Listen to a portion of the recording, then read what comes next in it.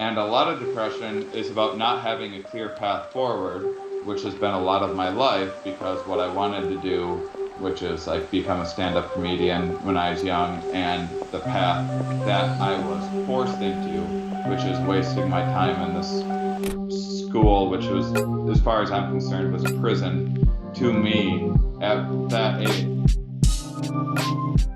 All right, I have with me today stand-up comic and podcaster Shane Mauss. Shane, how you doing? I'm wonderful. How are you? Very good. So I reached out to Shane, just trying to chat with him because I was listening to you on Duncan Trussell's podcast, and you mentioned that you're from Iowa, correct?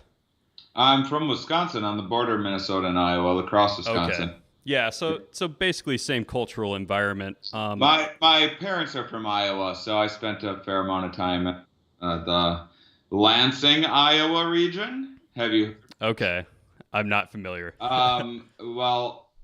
Neither is ISIS, but everyone there is deeply concerned about them, and is convinced that they're invading Lansing, Iowa every day. Just hordes of ISIS. Yeah. Invading Lansing,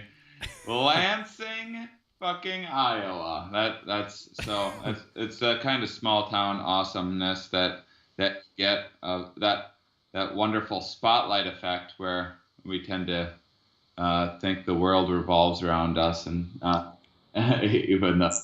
And so that's, I spent a lot of time around that in my upbringing, and yeah, it was interesting. I couldn't wait to leave, to be perfectly honest with you. Yeah, I don't blame you. I was a little antsy to get out of there in my youth. So one reason I wanted to reach out to you was I feel like you could lend some special insight as far as your content that you create certainly has a little bit to do with the experience of altered states. Well, it's a science podcast. I have some. I just finished a 111 city stop tour with a comedy show about psychedelics. So definitely psychedelics are a big part of my stand-up act right now. Although I have many different themed shows that I tour with, this one just happens to be exceptionally successful. And I do once in a while have episodes with psychedelic researchers on my science podcast, but I consider myself a science communicator first and foremost, I guess, these days. But yeah, I talk a whole lot about psychedelics, and I'm not shy about saying it, but I just want to clarify what I consider myself as, which is probably a bunch of bullshit anyway, but it's what I'm going for anyway. In that you are not shy about talking about these subjects, I thought it would be really interesting to talk to you, and starting with just the growing up in Iowa and just sort of the cultural, weirdness about the Midwest and just rural America in general. And a big part of why I wanted to reach out is just you brought up meth. And that's huge from where we come from. There's rural America these days. Yeah, it's crazy. And I've known people very close to me who have had their lives ruined by that drug or, things centered around meth. So there's like this huge, what I call the post-industrial economy that we're in is just sort of ruining these rural parts of America where really all that some people have to do is cook and sell meth, So like that's their recreational activity or something, because all the factories left. There's no more manufacturing in America. So that's just what people turn to.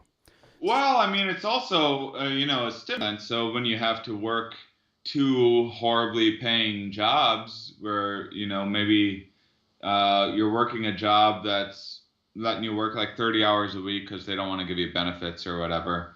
But that's not enough. So now you got to work like another 30-hour job, maybe do a little bit of Uber or whatever else odds and ends that you can do. And you're working these really long days, and you're stressed, and meth provides is not only a stimulant, but there's a bit of euphoria that comes along with it, and makes you kind of forget about the hell that you're finding yourself in momentarily, and kind of keeps you going and motivated enough to get through the day. And from what I understand, I've never done meth, fortunately, but from what I understand, it's pretty affordable. And so for I don't know how much meth is for like an amount to get you through a workday. My guess is it's probably like $5 or something. Maybe it's much more than that, but I don't know. But if that small investment can help you get through the workday, and you can kind of justify it to yourself and say, well, this is just a temporary thing until I win the lottery or whatever your grand plan is to get out of your situation. I mean, unfortunately, we only help people when they're really bottomed out, and that's only if those people are lucky and have a support system around them, which most people don't, and then they're just homeless, still being ignored on the streets. But yeah, it's interesting that it's happening in rural America now and then, because that's these small towns are meant to be like so innocent and so quaint, and we have morals and standards here, and so I think a lot of people are kind of confused about what's happening and probably feel very threatened, which is leading to more drug use and more depression. Yeah, they just push it into the shadows, and it doesn't make it go away at all. And I feel like that's just kind of what our drug policy does in America. I mean, I don't think that we can dance around it. I try to avoid politics, but I do take a very radical position on drug policy. I'm very much totally for decriminalization across the board of all drugs. And I know that turns people off quite a bit, but I just believe that creating black market just creates the wrong incentives and isn't going to get people any more help. When the law enforcement busts people with drugs, it only takes about a week for the infrastructure to get back into the drug trade. So in my opinion, there's really no way that prohibition can work, at least in America. Maybe it can work in somewhere like Qatar, where they have, very strict borders and it's a very small country. But somewhere like America, I just don't see it ever working, at least not at the expense of a lot of individuals' livelihood, So that's just the. Well, I mean, if also there's like, if there's incentive to keep prisons full and to get kind of cheap labor and this ability to trump up, if you make the laws that that you don't really need to follow that much yourself, but then you can kind of pick on groups of people or whatever and be like, we won't put that person in jail, so we'll just do it on a drug charge, or this person that is an issue for us. And I mean, I think that's a big part of it as well. But that's all. And I'm not like a conspiracy guy. It's just kind of what's been happening. Yeah, I mean, there's a difference between sitting there conjuring up conspiracies onto what's going on in the world, and then just simply observing a pattern, which there is certainly a prison industrial complex in America.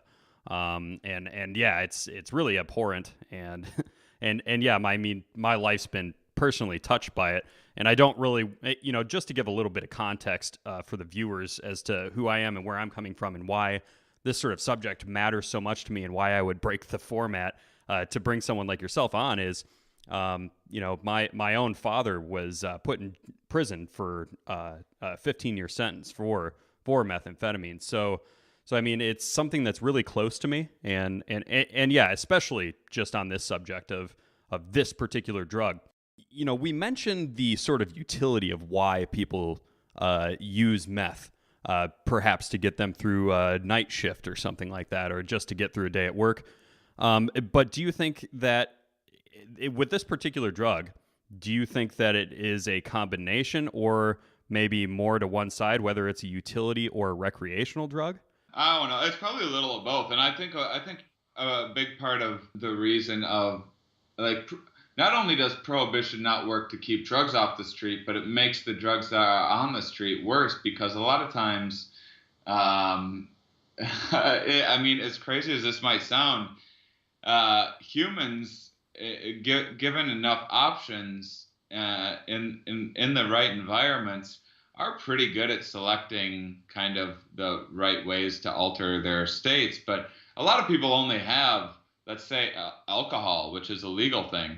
A lot of people only have alcohol to turn to, because that's all they have access to, or they want to be following the laws or whatever else, and so it's this like one size fits all. Well, if I have a bad shoulder, alcohol. If I have a bad day, alcohol. If I'm celebrating, alcohol. It's just one size fits all. Where alcohol does have these nice, for you're at a party and meeting some strangers, and if you can do it in moderation, loosen you up a little bit, maybe it'll be a little more fun, more witty than usual if it doesn't get too out of control and you really know what you're doing with it. And then, but knowing like, um, okay, if I wake up the next day hungover and I need to get to work, okay, I can use coffee for that. And now I need to unwind it a little bit at the end of the day. Oh, I can use a little indica for that. And then on the weekend, that week didn't go so well. I might be heading down the wrong track. Maybe I should gobble a few mushrooms. And having this diversity of experience, I mean, I'm sure a lot of people would hear that and think, well, that just means more drug use. I don't think that it would. I think it would create more balance. I think that if people had the options to take more of a variety of drugs, they would end up using less drugs because they would be using them more correctly. And when you're using drugs correctly, you aren't getting into these habitual states. You aren't suffering the same kind of withdrawal. You aren't having the same kind of impaired judgment, and so that's another factor. Like, as crazy as it might sound like meth might not be that bad. Right. If you had some other, if it was something you were doing once a week or once a month or something like that, to like, if I were doing meth to like do my fucking taxes, because I simply can't get myself to sit down and do the bullshit paperwork of my taxes. That's gonna bore me to death. But I can do meth this one day out of the month and do all of my bookkeeping, because I know that I can go back to doing mushrooms the next day, or whatever else, or going back to meditation, or using flotation tanks, or using exercise, for fuck's sake, is a mind altering activity. Something that is very. I feel like I'm swearing so much on this podcast. Oh, it's fine. I'm all riled up. Please do. whatever gets you amped up. I'm in a mood. So yeah, I mean, there's lots and lots of problems with prohibition. A lot of harm reduction stuff that is, people don't know what they're doing, because this is underground stuff where organizations like Dance Safe try to like hand out pamphlets with, here's every drug known to man, here's the different side effects. So you go to a festival or something like that and you get this pamphlet with 30 different postcards. This one's cocaine, this one's LSD. Here's what to expect. Here's how you know if it's pure. Here's how the whole idea that you're gonna stop people from doing drugs is so ridiculous. And we really need to shift the approach to educating people on using drugs. The just say no to drugs idea is so silly, so naive, so catered. Of course, it's Nancy Reagan, because it was catered to nervous moms. Moms are just nervous people. They're very protective of their children. You want to keep that little baby of yours safe, but they don't realize that putting your little baby in such a bubble is sometimes going to make them rage against the little bubbled padded cell that you're trying to put them in, and get them into even more trouble. And now you're not having honest conversations with your little baby. and and so I think a lot of the harm reduction stuff, where things like um, things like you can't they passed a riot act, which basically says that if a nightclub has an organization like Dance Safe, or one of these many other, there's a million other harm reduction organizations, Students for Sensible Policy, or there's a bunch of these organizations, and they'll have drug testing kits at places like Burning Man and various festivals, because people are doing drugs at those festivals. You cannot stop it. And so if a nightclub has uh, a drug testing kit in certain states, in certain regions, has one of these booths set up where you can test your MDMA or whatever it might be to make sure for purity, then that nightclub, according to this riot act, is admitting that they're allowing drugs in their club, and now they're facing liability because of this. So now they can't have a third party organization come in there and be like, look, this is a nightclub. People sometimes do drugs in here. We're going to try to stop it, but for those, but what we can't stop, we want to reduce the harm, and they aren't allowed to do that. And then clubs are, and then there could be laws the other way, where you can have a law saying that nightclubs have to have water available, like in Oregon, you have to have water available at the bar so people can go up and serve themselves water at any time. So if people are getting dehydrated or they're overheating on something like, say, MDMA, they can go and get that without having to make the choice of, oh, do I want to pay $7 for a bottle of water right now, or should I just wait this out? These are really simple things that can reduce so much harm that we aren't doing because of this weird wishful thinking of abstinence, which it's one thing to think abstinence training works, but like they tried and still try sometimes, mostly in third world countries that don't know a fucking thing, and imposed by like the Catholic Church. But abstinence training doesn't work for sex education, and it doesn't work for drug education. And if it did, you wouldn't want it to. I don't even understand the point of it. What's that mean? So you don't have sex? Well, then you don't have life. Like a lot of. It's the same with a lot of drugs. I mean, to say no to drugs and say yes to the doctor's office is such a hypocritical, like, ridiculous. It's none of it makes any sense. I mean, and the thing is I do think a lot of it comes from like potentially meaning well, and potentially like a place of good intentions, and a lot of it is just blatant ignorance. But I also do think there's a lot of organizations and a lot of politicians trying to take advantage of people's ignorance and of their fears. Right. Yeah, and I'm glad you brought up the Riot Act, because Joe Biden wasn't really known for doing all that much. Oh, not the Rave Act. Sorry, why did I say riot? I meant Rave Act. Okay, I knew what you meant. I just thought that maybe somehow it was entitled Riot Act. No. I'm sorry. That's fine. That's fine. I was speaking the whole time. Rave Act. Okay. As I said, right now the whole conversation makes so much more sense. That was just an embarrassing little slip of the. There are all kinds of weird acronyms that acts are named after, so I just didn't even question it. But anyway, we see, Joe Biden is known as like a meme, more or less. He's known as like the good guy Biden in the memes when Obama was leaving office. But that was like his baby, was the Rave Act, which and I was going to bring this up until you did. But they're drug testing nonprofits that they just go around to festivals and nightclubs and inform people about the drugs that they're ultimately going to take. And I remember seeing this really short, like 15-minute documentary.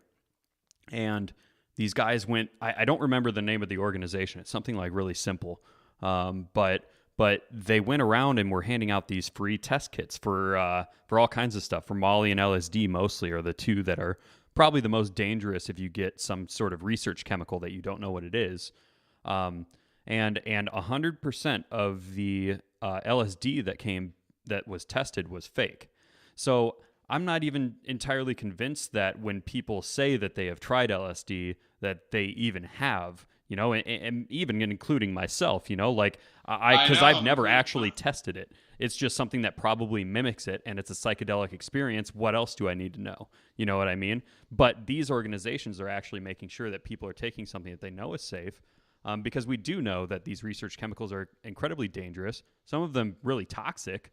So yeah, I do think that that's a really important thing. That, but like if someone's trying to, if they're genuinely trying to make LSD, I mean, you just have to be a very good chemist to make really pure LSD. I mean, it's like even an actual professional chemist might miss the mark on making pure LSD, especially if they aren't testing it. Right, and you get some close analog, I'm sure, which is sort of like the experience, but it's not going to be the real deal, I suppose.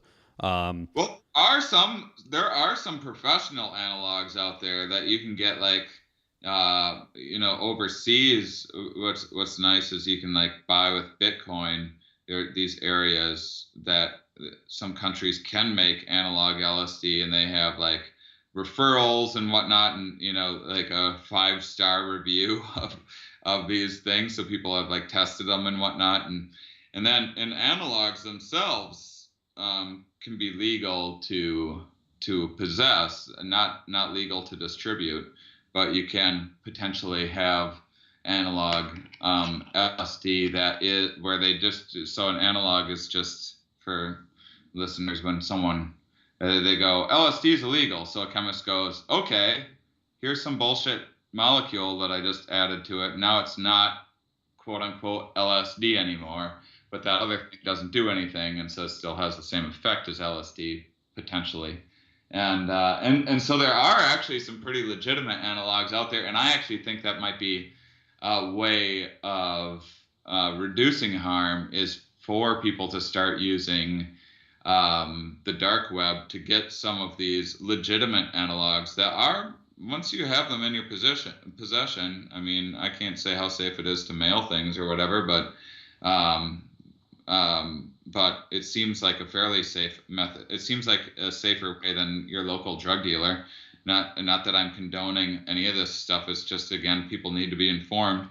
And it does seem like there are ways of getting some of these analogs that are much safer than your local. I mean, I think the problem is I think a bigger problem is your local drug dealer. A lot of times, I mean, there's drug dealers out there that actually do mean well, and as far as I'm concerned, are providing a community service, and I don't mind if they're getting paid for it. But there's still drugs involved, and sometimes when there's drugs involved, there's poor decision making, and some people get greedy and everything else and start cutting corners. And this is what makes your kind of local drug dealer so dangerous. And a lot of times they aren't testing where they're getting the drugs from, and they're just selling whatever they can get their hands on. And so I do think that more people, if they educate themselves about the dark web, I think more people need to be more serious about drugs and do a little more research. Because unfortunately, the way the system is it's kind of on us to have to figure out on our own.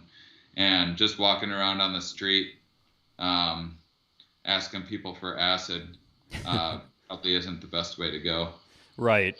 And I guess it just sort of goes back to the whole prohibition thing. For me, it's like, let's say that because the chemists, they can't even really get, if I am understanding how it works correctly in this market, is they almost, in America, they almost have to make the analogs because you can't actually get all of the you can't actually get ergot and make pure LSD. Am I right?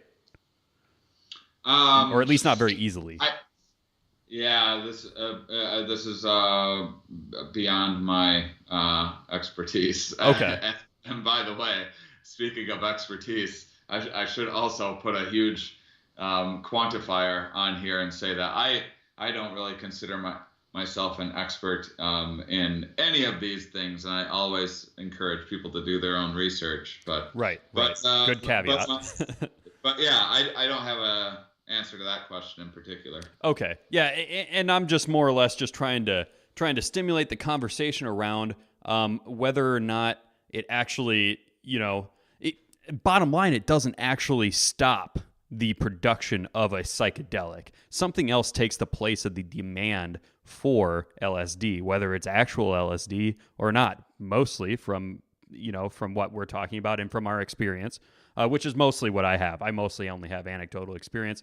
And I think because of just the fact that it's sort of a taboo, and no one really wants to talk about it very openly on like in a public forum, unless it's like this academic approach, to where there's like this there's like a dishonesty kind of within there's a dark part of the psychedelic world, in my opinion, where it's like a beautiful thing and it's like this excellent tool that has so much potential. It could help so many people, especially with all this research that's coming out now with, we've known actually since what the, post-civil rights era, when MDMA was discovered, it was used as a couples therapy drug. And it was incredibly useful and showed pretty promising results. And I guess the same with LSD, as far back as the 50s, they were using that in clinical settings. And it was a pretty useful tool. But now we have this sort of weird black or even gray market when we're talking about the analogs, it's just sort of this uncharted territory that I just have to wonder if these sort of, if psilocybin and LSD, the known drugs were around, if people could experiment and have just this if we could just have this totally different cultural perception on what we use drugs for. Because I know when I sought out drugs when I was, a teenager, I didn't actually come at it from this like self-discovery place. I just I had smoked weed and I wanted to know what LSD was like. That was really about it, or psilocybin. I feel like I just wasn't informed. And I guess it kind of, when we have conversations about this, it does sort of center around, like you were talking about, just education, because abstinence doesn't work. And yeah, we just do have to have the conversations about what places we should be doing them. And I will say also that, being as I'm from, in my past, from the sort of festival community, the sort of hippies.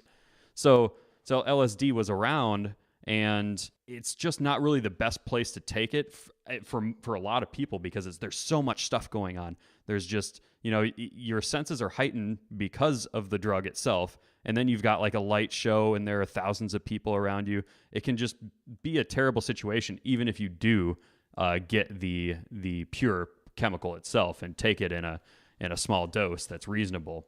That is the negative side of so humans kind of evolved alongside mushrooms, and so psilocybin is really nothing new to humans. Not that it's not evolving, and mushrooms are probably always constantly evolving, and what species that we are responding well to maybe is evolving as well.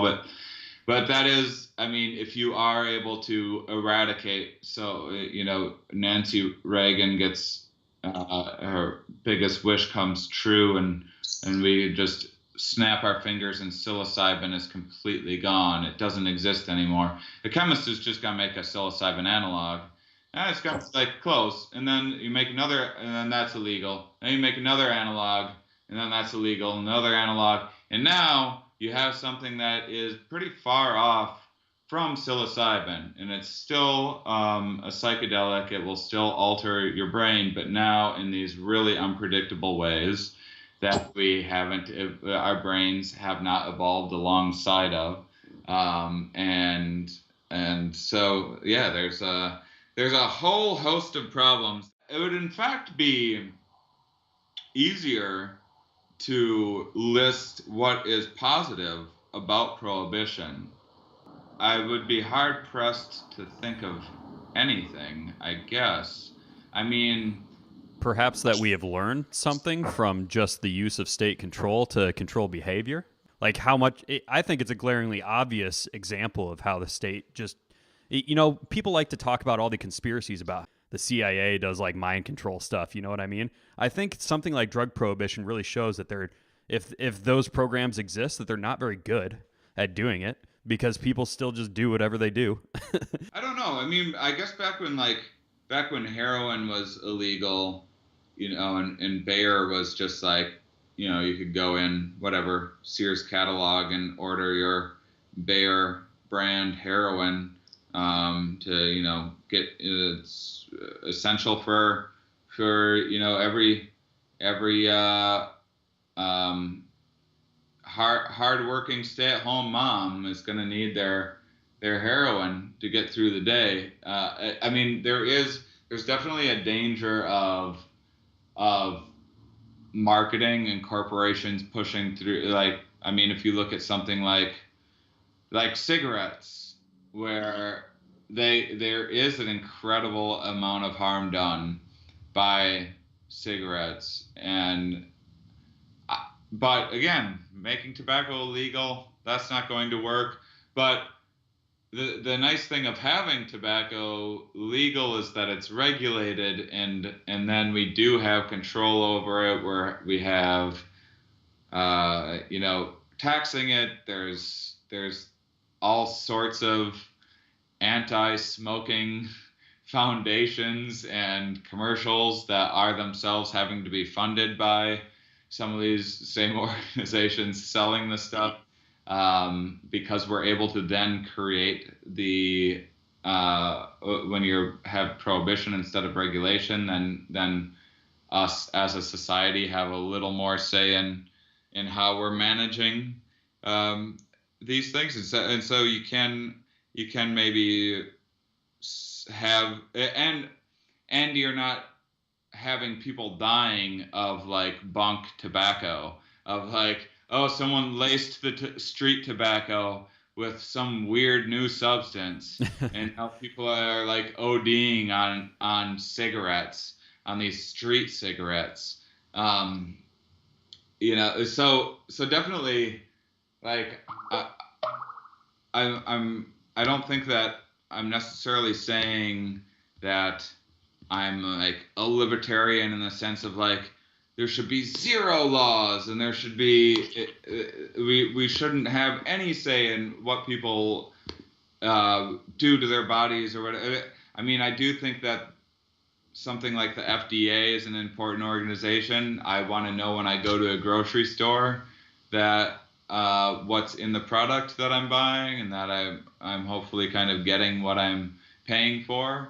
And I think that that drugs should be, the same way. You don't, if you're going to get chemotherapy or whatever, you want to make sure that whatever drugs you're getting for that are what you're paying for, and not some like street mix of something a teenager mixed like your chemo bag for you or whatever.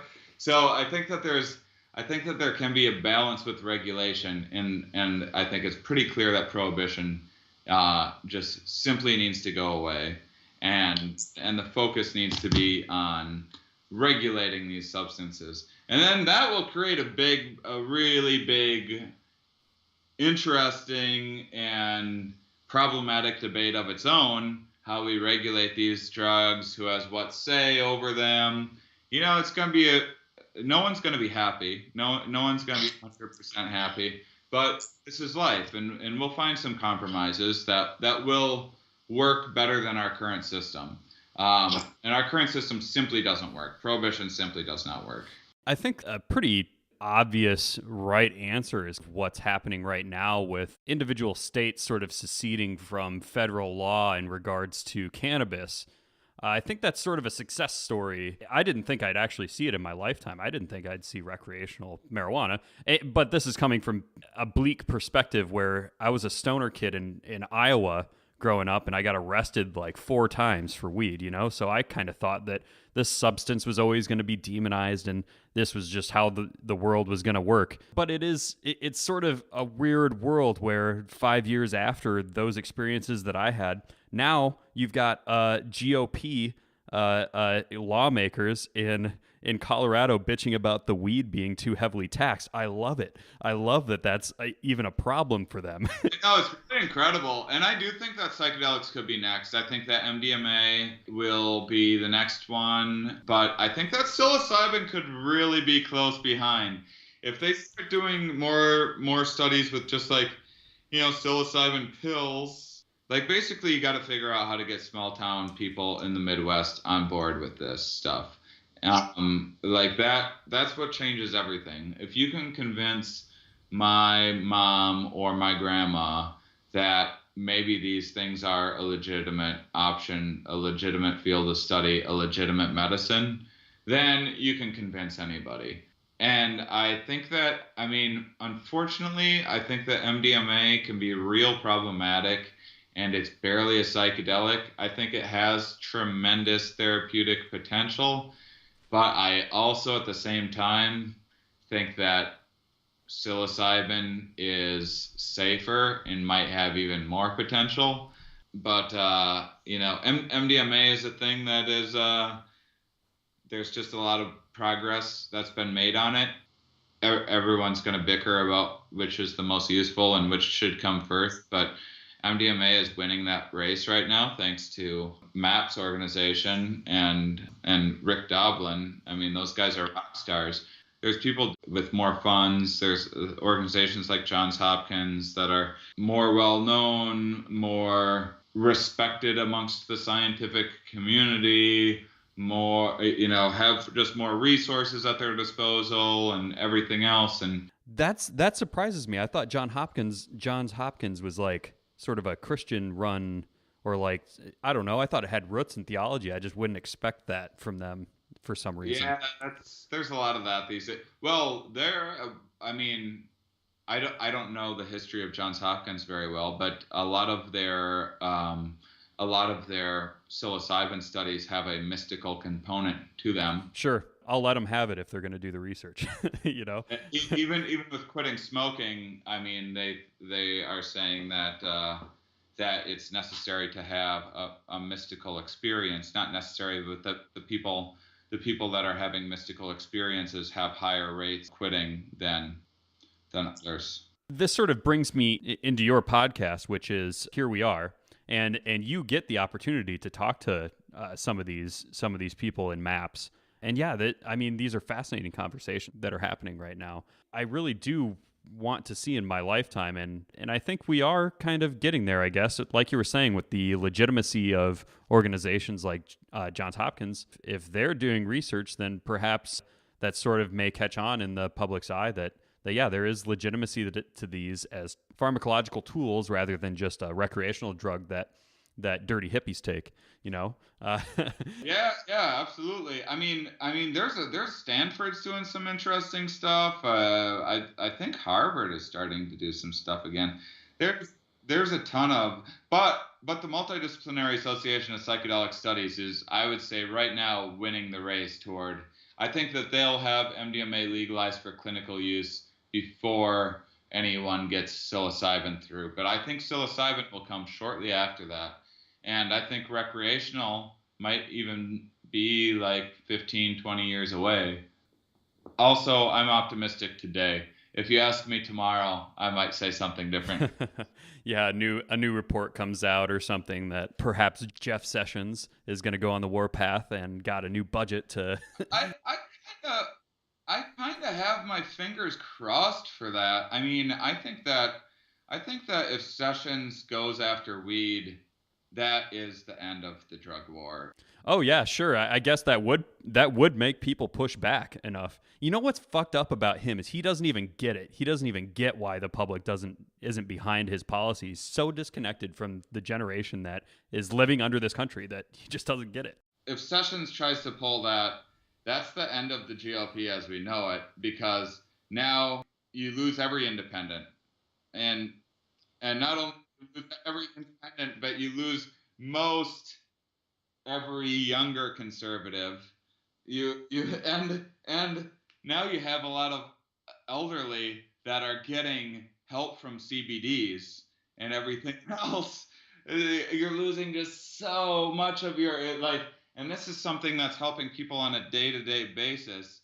And for people that don't use drugs, even people that are like only dirty, lazy stoners use weed, most of them still don't think it should be illegal. I mean, I guess who cares if someone else is being lazy? Doesn't that mean that you get to run ahead of them in this race of life? I guess people don't see it that way, but anyway, they absolutely will be shooting themselves in the foot, if they go about doing that. Right, right. Yeah, and I would only hope that, with whole states. I mean, how many states have recreational now? Is it just Washington and Colorado now? Are those the only two? I don't even know, actually. Oregon. Oregon? And Okay. Rhode Island. Okay.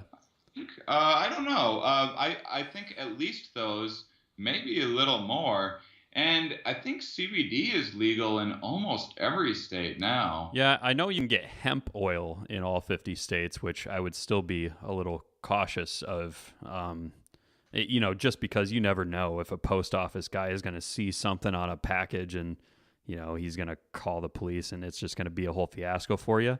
But yeah, I mean, I guess the only state that I know really kind of the minutia is my own state of Minnesota, where I'm from Iowa, but I live in Minnesota now. And we just barely have it, CBD specifically for like only a couple conditions, like intractable pain and glaucoma is really probably about it. I don't actually know for sure, but it's really limited. And, just from my perspective, it's a bummer that it's not, more free, but it's kind of decriminalized here. So at least there's not as much mass incarceration in our state. So, I mean, little wins, I guess, throughout the whole country. And yeah, just from a political standpoint, for that administration to do that, yeah, you're right. They'd be just jumping off a cliff, and like, why would they? They're already like, I mean, it's why they're so defensive. They're already kind of being pushed over as much as they keep on winning elections. That's only. I mean, that's kind of just what happens after 8 years of any party in power. There's going to be a little bit of a pushback, especially when you have your first black president. But that's I mean, they're kind of on the fences with this whole Trump fiasco. Anyway, and then to add weed on top of that, I mean, it's just like part of me is like, go for it. Come at weed. See if you could make any more ridiculous of bad decisions for yourself. Right. I know that we just spent most of this time talking about drugs, but I am kind of curious where your development has came.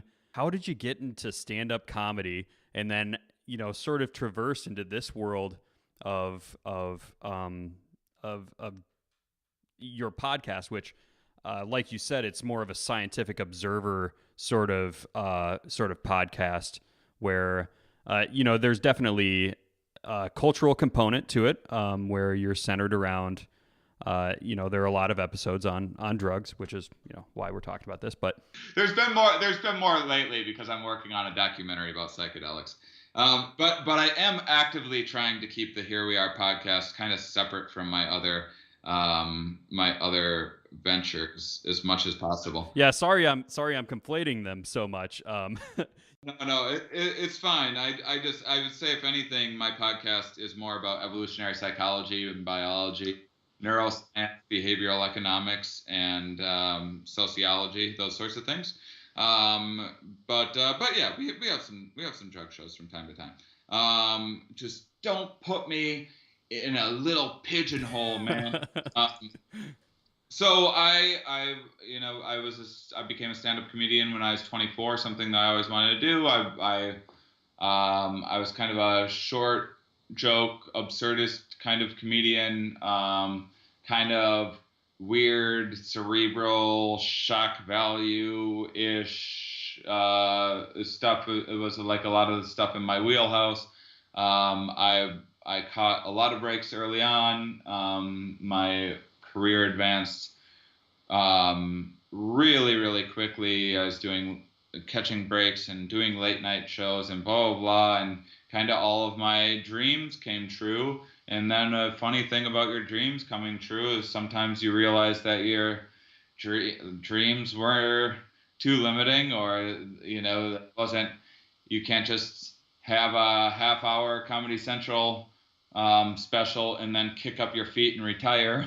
Like you realize that that actually just paid some of your bills for the year, and there's more work to do, and you want to keep on advancing things, and I kind of became unsatisfied with just telling jokes. I felt like I kind of figured out how to tell jokes, and kind of have my writing process down, and my performing and doing trial and error and putting together and honing my, I kind of had everything crafted all pretty nicely, and was sort of bored and wanted to do more meaningful things. And I always kind of had an interest in science. I was always reading kind of futuristy kind of things and like pop science stuff, always interested in technology. I was always an angry atheist being raised in a small conservative upbringing in the Midwest. And so I needed um, to do research so I could argue with people, and so that came into physics and evolution,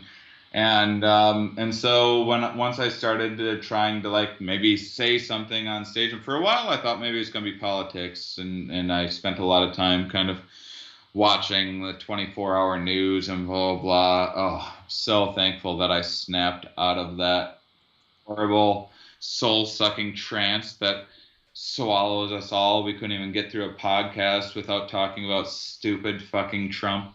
It's just like it sucks you Yeah, in. and it's become like with comedians now, right? To like everyone defaults to Trump, and it's like you got to be pretty. It's so desensitized now. We're like, oh, well, let's not even make jokes about it. Now, but so then so then are you like, okay, are you being like unique by not talking about this atrocity of the human condition that is Trump, or are you numb to it now, and are you just bending over and taking it? It's a really tricky balance, um, and it's like really a part of the power of Trump is just like keep on doing more and more outrageous thing. If he just said one outrageous thing, he would have never went anywhere. He would have been buried for saying one of the many. If he would have just like mocked a disabled person and then like tried to apologize for it, he would have been over. Instead, he just like he keeps on re-upping and his craziness. And I thought that I fortunately snapped out of that because everyone talks about fucking politics, and let's face it, the reality is it is pretty fucking boring. It is pretty biased. It is a good way to alienate a whole bunch of people. And people that you could normally otherwise connect with. People are listening right now that don't want to hear this shit, that are turning things off. And so fortunately I was able to get away from that, and I just was reading more, and reading a lot more science books. I don't ever read fiction. And so that just, I had a lot of questions. But I also went through a phase of getting baked and watching the Animal Planet on a daily basis. And I had like a lot of jokes about life and animal behavior and mating and biology and evolution. And I started reaching out to scientists, and I started having these fantastic conversations with some of these scientists and these new academic friends of mine, and that's when I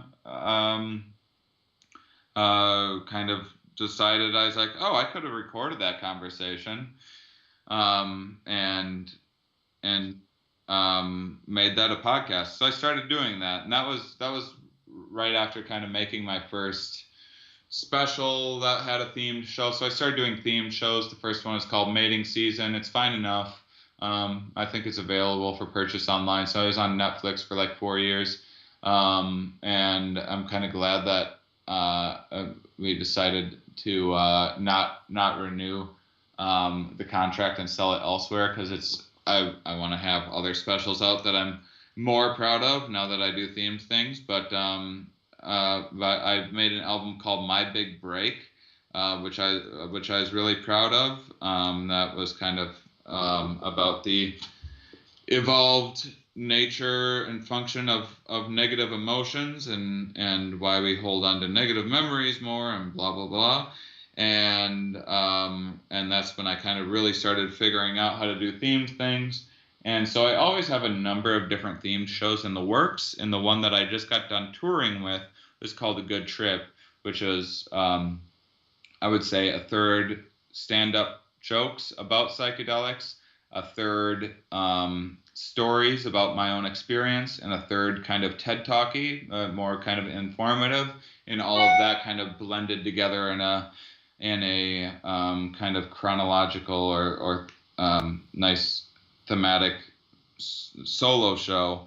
And now I'm working on making that a special, which I think will really blow things up for me. The response that I got on the tour was pretty incredible, and we're looking at recording this first special at the end of September, so hopefully out by around December or January. I'm hoping the special will be out. I'm not sure where just yet, but it will be one of the big streaming companies, and whichever one makes the most sense for the negotiations. And then I'll be doing a follow up to that. In the meantime, I have acts, some other acts that I'm putting together that are more based on. I'm way into evolutionary psychology and biology, so that's a lot of the stuff that I write about. So yeah, that's how the podcast came together. Just a little passion project that stemmed from wanting to talk about more interesting things, and it was also just like a cool, fun way to get a real cheap education. I mean, I've been doing this for 3 years now, and I feel like I have, really close to as good of I feel like I have a better education than a lot of people that are paying for a 4-year education, because not only am I getting to dive deep into subjects that I want and talk personally to the professor for an hour, and then I have my own reading that I have to do and research for it, but I also get to do it in the way that I want to, and kind of I get to explore my own curiosities more. And then also I'm forced to get outside of that sometimes, but then I also have to figure out how to teach the stuff myself and reframe it and make it funny. And I also, so that I can put it into my act. And then I also have this, like, I get to be more interdisciplinary than your average person does, where I get to like go to a zoo sometimes and talk to like a zookeeper about elephants or whatever. And it's awesome. And it really, like, sometimes it's a huge pain in the ass because it's a lot of work, and sometimes I just don't feel like learning. And I'd rather just like get drunk and hang out with people. But it keeps me motivated. It keeps me learning, and sometimes I get to meet some of my heroes. And I mean, this is a genuine interest of mine. And I've had people on my podcast that to me were like meeting Michael Jordan. So yeah, it's just I mean, it's just been this really fortunate thing that I put together for myself. It's one of the beautiful things about podcasting is you're able to reach out and get all these cool people that are up for having a quick hour-long conversation, because who cares? One thing I've noticed, and I've heard you on a couple podcasts, Joe Rogan, Duncan Trussell. I feel like I've heard you somewhere else too. I don't remember where, but anyway, I think I've heard you talk about depression before, correct? Oh yeah. Yeah. So I'm sort of curious if going back to the drug thing, I do notice this theme with stand-up comics, that somewhat a community of sort of misfits, or like semi-broken folks, and I'm not trying to like be like dramatic or anything, but I don't think I'm like taking too much of a risk by saying that. I'm just sort of curious, how has the whole psychedelics thing really helped you sort of find yourself and become more comfortable with yourself?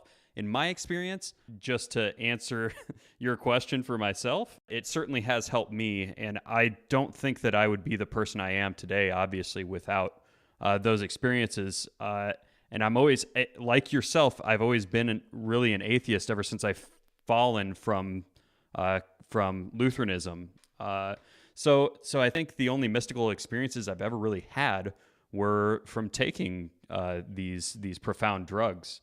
And yeah, it really made me more comfortable with myself. So I'm just sort of curious to get your take on that. Oh man. So hold. Let me ask. Are you asking specifically for depression in general, or just the overall of like what benefits psychedelics have had on my life? I guess I didn't really think about a distinction. Or I mean, depression specifically, or just life in general? Yeah, sort of your experience with how psychedelics have affected your mental health, more or less. Yeah, I mean, I just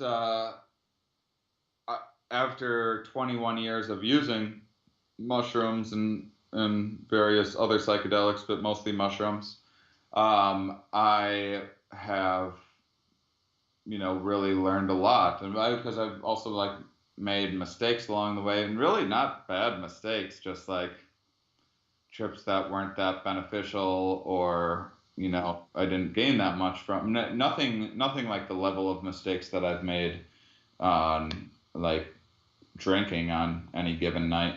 But I would say that mushrooms have, in a broad sense, helped me be okay with just life in general. I mean, life was kind of this crazy, meaningless lie to me. And then psychedelics helped me realize that either there's different ways of looking at that, or I'm not crazy for thinking life is a weird, meaningless lie, and then how to let's move forward with that. But in terms of creativity, I mean, I can do mushrooms and crank out material so fast. It's insane. Like good, usable material, not material that like, oh, I had this crazy idea when I was tripping yesterday and I thought it meant the world and it turns out it's stupid. There's a lot of those too, but I crank out tons of great material when on mushrooms, tons and tons of it. It's kind of insane actually, and people have seen me do it. I've sat and wrote with other people on mushrooms, and like they can't even believe what I'm able to do. See, I thought you meant like after you trip, like the next day you're like reflecting on it or something, but you're actually that too. That too. Okay. I mean, one trip can spawn like, not only am I writing during, which is sometimes challenging and difficult, but I can imagine. but after the fact, the few days after the fact, the integration can be really, really amazing, and then just inspiring in general sometimes. So I just had I'm shooting this documentary about psychedelics. We've been going around shooting. We have tons of different scientists we've interviewed. We have a ton of different experiences of like me going in and getting ketamine in a clinical setting and going around picking mushrooms or smoking DMT. And we have all this content and we're like, what do we do with it? And I just sat around for 2 days eating mushrooms 2 nights in a row with some Syrian rue to elongate the trip. And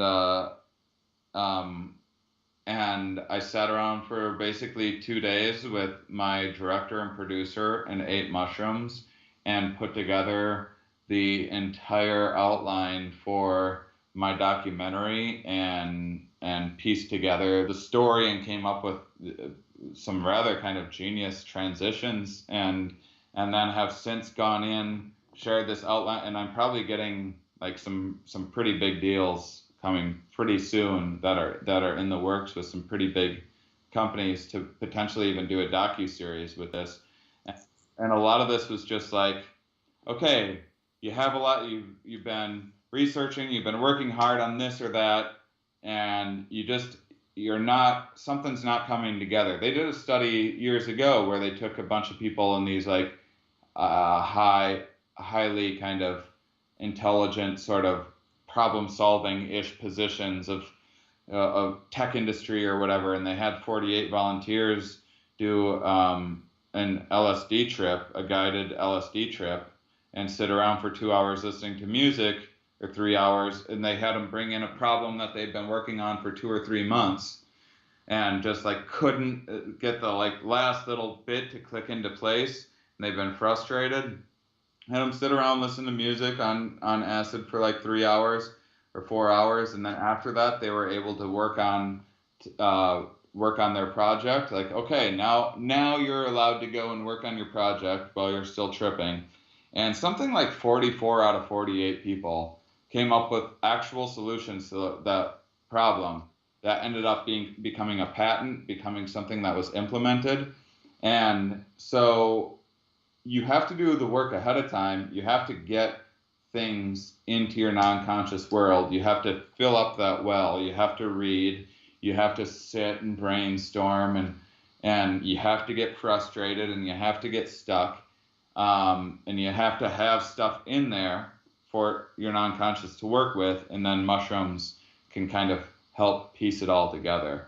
And a lot of depression is about not having a clear path forward, which has been a lot of my life, because what I wanted to do, which is like become a stand-up comedian when I was young, and the path that I was forced into, which is wasting my time in this school, which was, as far as I'm concerned, was a prison to me at that age. I'm not saying that's what school is. I don't think school's a negative thing. I'm saying for me in my life, that's the way that it felt when I was a child, and it felt like it was limiting me from my goals. And I think that's where a lot of my chronic depression came from. And now when I have these transitional times, just to kind of bring it all around, like recently, so I was wrapping up this 111 city tour. Now, I was in great spirits before the tour, putting together the tour, because I knew exactly what I was doing. The show was ready, it was working, I had the marketing down, and then I'm on tour, and I'm driving from city to city, and I really wasn't doing many psychedelics at all, because I didn't need them. Once I had the path, I knew what I was doing, I didn't really need them. And then the tour is coming to an end, and this isn't a negative thing. I had like 10 different amazing opportunities. It's just, I don't know which one's going to land, which one's the most solid opportunity, which one's worth putting my time into. This isn't a negative thing. This is just, here's 5 great things in my life that could happen, but which one do I put time into to make sure is actually going to happen? Or do I hedge my bets and put my time into 2 different things? And these are the things I was really struggling with as the tour was coming to the end. And that made me fall back into a depression. And again, this isn't like a pull up your bootstraps thing. It wasn't me feeling sorry for myself. This is just my brain putting the brakes on and going, hey, before you move forward into this good, wonderful direction, let's reassess this direction, make sure it's actually the right one, so you don't disappoint yourself, so you actually execute on what you want to execute. And so I knew it was time for me to start tripping again. And so for 2 months, I ate mushrooms 3-4 times a week. And at the end of that, I had really clear vision. I haven't had alcohol now in like 3 weeks, or cigarettes, which is something that's like nice on the road. It kind of helps it. It's hard to like not drink when you're on the road.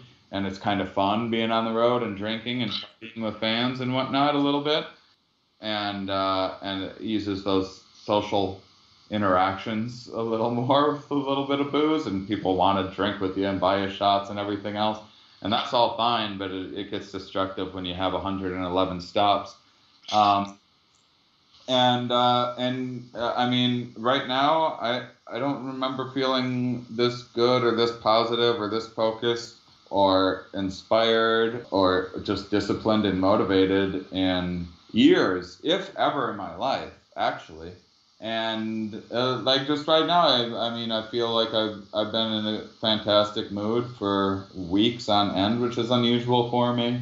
As we're sitting here having this conversation, I have like a big dry erase board in front of me that I'm mapping out things for my psychedelic documentary that our conversation's making me think of things that I need to address, and then like I'm doing multiple things at once, and I have just lots of things going really, really well for me right now. And I'm sure most people would be like, you did mushrooms 3 times in a week, 4 times in a week? Oh my God, for 2 months straight you did that?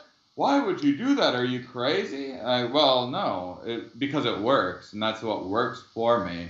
And it works really well. And now I probably will continue to do mushrooms maybe once a week, maybe every other week, but now I'm kind of out of that phase. So they're appropriate for that kind of transitional, really transitional times is when mushrooms are the best for me.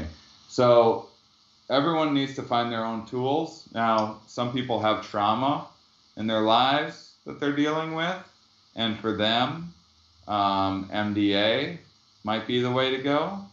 Um, Yeah, and I always kind of caution people when I talk favorably about my experiences with psychedelics. I tell them that they should really be careful because you're playing with a very powerful tool, in my yeah, opinion, and you can certainly be in the wrong state of mind. I've had bad trips before. I've had trips where I worried that that I was out of control, and no one wants to be in that position, and especially the people that you're around when you're on them. So it's like, yeah. yeah, you certainly have to take a degree of caution.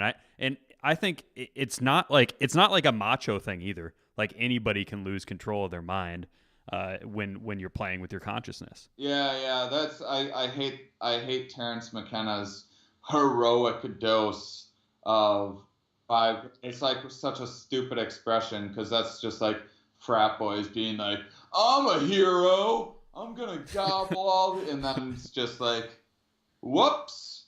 Now you've lost your mind and you're not going to remember anything about this for 6 hours. Hopefully you don't jump off something because you just realized you're a frat douche and you got too much too much clarity in your life too fast, and you're mixing it with alcohol and whatever else. But look, people also shouldn't be that scared of psychedelics. I do believe these are since work for a lot, and I think there's enough bullshit stigma out there. People are already going to have their reservations. So don't be a frat boy douche and just gobble because you think that makes you a man. But also don't be so scared. If you are scared, it's because you're uncertain. It's because you lack experience and you're not knowledgeable about it. Fortunately, we live in this wonderful world where there's podcasts that you can listen to, and there's a bunch of research you can do on your own, and you can inform yourself, and you can start really, really small, and you can test your drugs. And there's ways of doing this right and doing it safer, and the safer that you can do them, even if you are someone that's like, I want the most badass, biggest experience.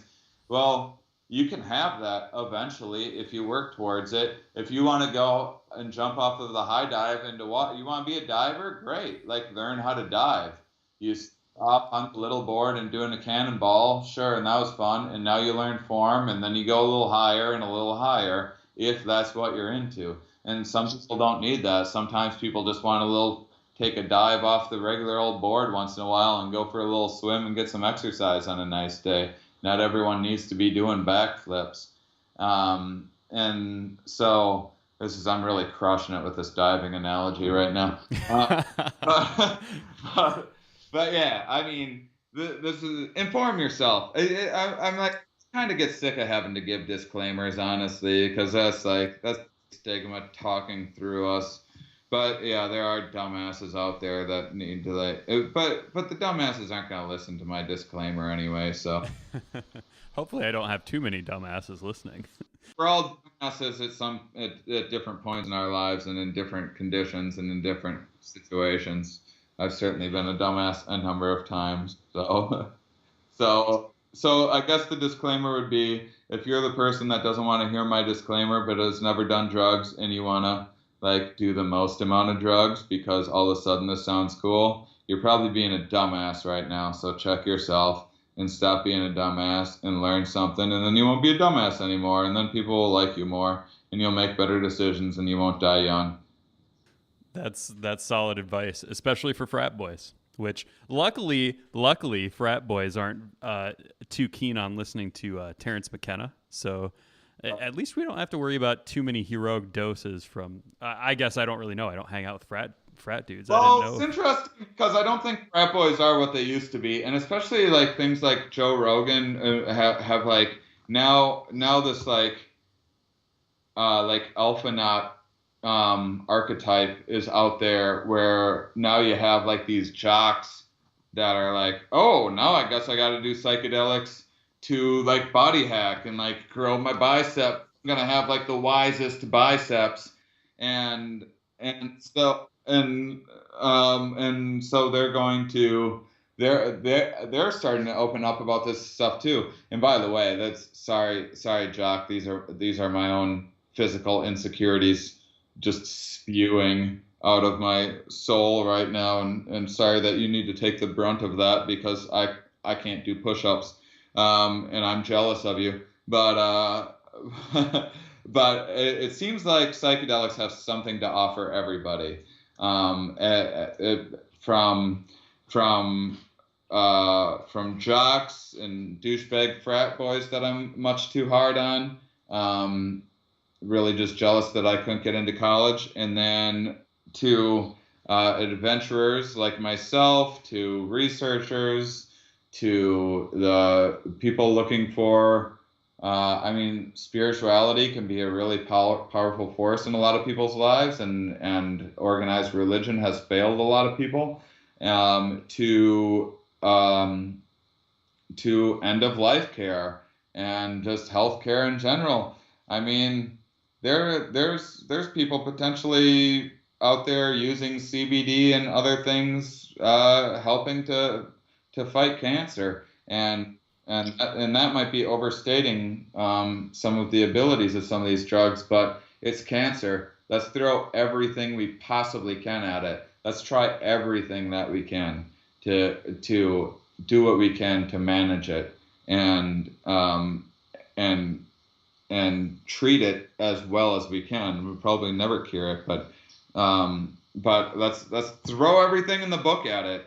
And if that means experimenting with CBD injections, which aren't going to do any harm and far less harm than a lot of much more serious surgeries and other things like that, then let's give it a shot and see what works and what doesn't. If it doesn't work, it'll be phased out. So I always like to close on the subject of mortality. I know you said earlier that you're an atheist, but do you have any sort of special insights on I'm not even looking for anything particular or profound, just your thoughts on how you conceptualize your own death? Like, perhaps this could work into what do you think is going to happen when you die, which, if you're an atheist, I'm probably not, too much different than than what I'd think. But I do understand that there's a lot of nuance, and even myself being an atheist, even though I don't believe in some sort of pie in the sky sort of view of what it's like when I die, I still have this sort of quasi mystical thoughts on what I should do with my life before that time comes. So that all being said, just what are your thoughts on death, man? Well, I mean, DMT is like something that we haven't talked about. I mean, that is the main thing that probably has shifted my perspective to a more open take on what might happen when we die than before. It's just like, well, what do you mean you rot in the ground? Fucking grow up. Now I think that at the least of it, when you die, assuming that it's not like some head injury or like you get shot in the pineal gland or something like that, I do think that you experience a DMT trip, and I think that it could be such a trip that it might seem like infinity. I think that's at the like I'm quite certain that at least that is happening. All the way to I've had some DMT trips that I'm like, oh shit, I think there are other dimensions and there's gateways in our mind that lead us to other things. But there's either gateways in our minds that lead us to other dimensions, or there's gateways in our mind that take our consciousness into other consciousnesses inside of our minds that look like different worlds. And you can just Google DMT art and see what people are drawing, these representations of what they're seeing on DMT. I've seen all those things, and I mean, you're seeing something. So in my mind, you're seeing one of those two things. My way of thinking is that it's all in our head. I think there's a multiverse of perception inside of our head that controls a lot of our actions and stores memories and blah, blah, blah. I think it's kind of like the movie Inside Out. But I definitely don't fault people for thinking that they're seeing spirits and gods, because it's exactly what it looks like when you're in that state. And so it kind of has me going, who knows? I'm not sure that I can call myself an atheist anymore. I guess I'd have to call myself more of an agnostic. I'm always toward the label of the don't label me. I like the don't label me label the most, and I think agnostic is probably the best contender for that at the moment. But yeah, I mean, I've almost died before, and I've had a DMT trip when that happened, and I've smoked DMT, and I mean, it was exactly like smoking DMT, and so I definitely believe that that's what happens when you die. Outside of that, it doesn't necessarily mean that you get like reborn and then near a goat or whatever, but doesn't necessarily mean that you don't get reborn as a goat. Who knows? For sure, yeah. I guess that's kind of one of those things where it really is up to subjective interpretation. Like you were saying, it's a multiverse of perception where perhaps Christians do go to heaven when they die. But yeah, I guess there really is no way that you could have a definitive answer. And yeah, I think that's the best kind of answer I could ask for. And it's like, what else can we really say? I mean, anybody, you always have to be skeptical of anyone that thinks that they know the unknown. Like, as much as I respect Richard Dawkins, his pompous sort of, I know what happens when you die thing can kind of piss a person off, even as an atheist like myself. Yeah, well, it's just like, I mean, it's just like when anyone's been attacked, it's just like, at a certain point when there's that much anger, it's just like, oh, Richie, sh- show me on the doll where organized religion touched you, because you are traumatized. And I do think that's the case. I mean, look, he used to be like a children's teacher. Like he used to try to like teach kids about like fun physics stuff, and then organized religion came after him for it. And then after a while, he's like, "Fuck you!" And then they came after him more. He's like, "Well, fuck you then." And then he just got angrier and angrier. I guess I don't even really know much about Dawkins' sort of history. Well, plus he's British, so he's kind of a snarky, arrogant cunt. Anyway, they say cunt over there, by the way, so it's okay. But yeah. You know what I do find fascinating is you've been talking a lot about science, obviously very, very important to you. Don't you think that there's sort of something weird and mystical about science in some way? Like, do you have to sort of take a leap of faith in some ways? Not to say that science isn't nuanced, that's the whole point. But like, just the concept of the Big Bang sounds sort of like something out of the Bible, and we're hurling through the universe faster than like light can catch up to us. So there are stars that we don't even know are out there that we can't even perceive. Some of that stuff just almost mimics the theology more or less in the Bible. And I mean, I understand this is a very pedestrian view. I'm sure anybody who's an actual scientist that happens to be listening to this is going to want to wring my neck. But I think you get what I'm saying. That well, I think that some of these things might be coming out of our non-conscious work. I think our non-conscious might be tapping into more things than we realize. And I think if you are looking, you can see kind of phenotypes, these extended phenotypes to give a little tip of the hat to Richard Dawkins after I just got done shitting on him. Where these things that kind of get expressed, that we've evolved to kind of pick up on something that is kind of hidden from us, but we're finding ways of articulating it in ways that we might not understand. Like Einstein has this quote that I'm going to butcher, but we'll get the meaning across.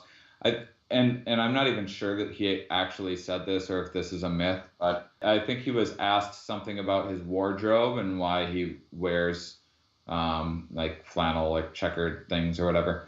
And he said something to the effect of, once you can wrap your head around the idea that the universe is expanding into nothing, that is somehow something, then wearing stripes and plaid is easy. But what I find interesting about that quote is that when I do DMT trips, I sometimes see the universe rip open, and underneath is plaid, striped, two-dimensional space, that it's like the nothingness that the universe is coming from or going back into. And so maybe he was tapping into something without even realizing it. Not that my DMT trips are verification for what is reality, but they're giving me access to some sort of space. And I'm not saying this isn't like, I don't have a superpower. Anyone can smoke DMT and see the same shit. So yeah, I don't know. It might be that science is unknowingly finding a way of explaining what we would normally call God or the beginning of things or whatever, this set up these parameters of rules and laws in the first place. But I also think that, yeah, and I mean this universe, so I mean I'd be more interested in knowing what started the thing that started this universe, because I think this is one of many multiverses in existence, probably an infinite number. So if you think this universe is big, I don't think it's anything in comparison to how big the thing that made this universe is. And I hope that humanity never stops searching, because I just can't imagine what we would do, you know, if we didn't sit around and think about these types of things. Like, we all want to know, right, the origins of the universe, but do you really want to? You know, because it's just sort of the journey. You know, the journey is the goal in some sort of way in that aspect. Yeah, that's kind of the point of the name of my podcast, and that's why I try to keep my podcast to life science, things that affect your day to day. So I'm very much into physics, and we do talk a lot about evolutionary behavior, evolutionary psychology and biology, and sometimes I get overwhelmed, and what does all this mean, and we're never going to know these answers. And after a while, I just go, well, here we are, and you have to kind of keep moving forward from there. So yeah, that's why the Here We Are podcast is kind of meant to just be grounded in, like, here's some fun facts. Now you can use those fun facts to change your day-to-day life. I was just listening to a couple this past week in preparation, and yeah, I mean, there were some that were so profound. There was one about, I think it was suicide and leadership. Very interesting conversation there about just the biological reason why people do certain things. I mean, just it is really fascinating stuff that you're doing. So I'll be paying attention, and yeah, I hope that, you know, everything seems like it's going really well for you, and I hope that stays true. Yeah, we'll see what happens. So yeah, I think that's a good place to end it. Any plugs that you want to throw out there? HereWeArePodcast.com, Shane Mauss, MAUSS.com. I will hopefully have a special with my Good Trip show out by the end of the year. I believe I'm recording it in Austin, September 23rd. By the time you've listened to every one of my podcast episodes, you'll get to see my special, which I think is going to be something very unique and different, and I think it's going to make some waves. And then I'll have a follow-up tour to that I'll be launching early next year, and I'm going to be I have a DMT talk that I've been going around with, and I'm honing that. I'm getting together with some artists that are animating some of my descriptions of my DMT trips so people can actually watch them as I'm talking about them, and even doing live VR demos. We'll be able to have a virtual trip at my shows. Very cool, man. All right. Well, stay on the line here for just a couple minutes, but I just want to thank you for coming on. Absolutely. Thanks.